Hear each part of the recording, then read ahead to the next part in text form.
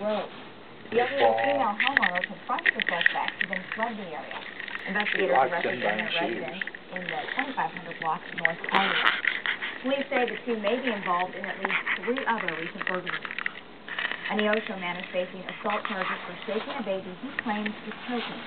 21-year-old Levi Bird was babysitting his girlfriend's 4-month-old daughter. He says he gave the infant ice to dull pain due to teething when she started to choke. Bird says he shook her to dislodge the ice.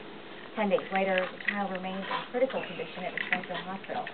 She has bleeding on the brain doctors say is consistent with shaken baby syndrome. Bird has bonded out of the Newton County Jail.